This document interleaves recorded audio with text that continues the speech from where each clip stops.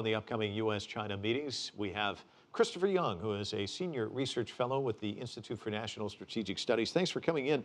Now, the Chinese military has often talked about these three obstacles. Can you walk us through the obstacles and how much movement has been made in those areas? Well, the three obstacles is a constant talking theme that the Chinese military often brings up. One of them is the National Defense Authorization Act passed in 2000.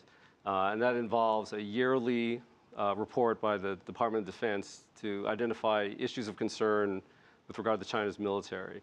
The second is, of course, Taiwan arms sales. And the third are surveillance and reconnaissance operations that the U.S. military conducts in the vicinity of, in international waters, but within China's exclusive economic zone. Two of those are laws passed by the United States Congress. So I would say if there's any progress, it has been very slow. That in order for the administration to do anything about those, you'd have to have a law changed, and that's not going to happen anytime soon. The third, which is the operations within surveillance reconnaissance operations, the Chinese have come to us and indicated that they're upset with the frequency and how close they are to China. Those are things that our military indicates, the United States military indicates that it needs to do in order to monitor the area, and those are operations and issues that the United States and China are constantly in discussion with. So I would say that the progress has not been very far, but I think both sides have recognized the other's political limitations, and I think the Chinese have come to us to talk about ways to address concerns they have without necessarily seeing a lot of movement. Can you walk us through the arc? Where were relations? Where are they now?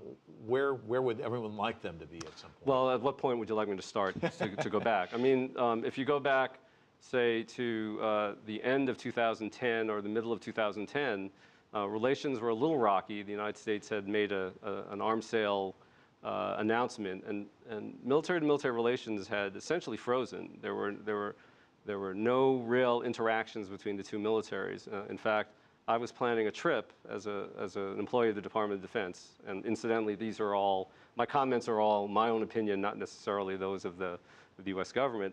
I was planning a trip to China to meet with my counterparts in the People's Liberation Army, and the trip was off. Couldn't do it. Since then, I would say that things have improved, not dramatically. I would say things have improved to a great degree.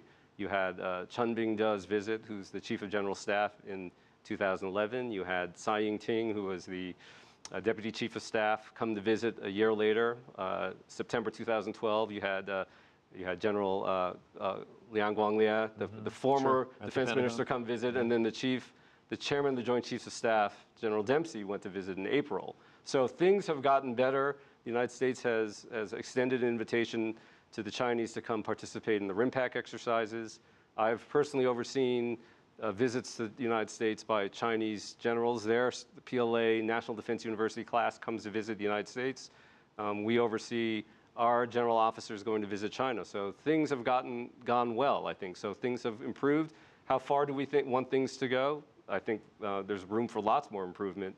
Who knows whether or not that will be the case. Can these talks this week here in town, can they make much of a difference in terms of moving the ball down the court, so to speak? I think so. I mean, I think in terms of developing a bond between our highest leadership, I think that's very important. So the Chinese defense minister developing a personal bond with Secretary Hagel, I think is very important, because we know, at least from the Chinese point of view, having a good relationship between our top leaders is very important for their lower level defense folks to cooperate at the lowest level. So in terms of the kinds of bonds that develop, I think that's very important. Well, relationships are always very important, and thanks for not walking us back past 2010. Sure thing. That's why I laughed. I thought if you were going to go back much farther than that, we don't have that much time. But Christopher Young, thanks so much. All right.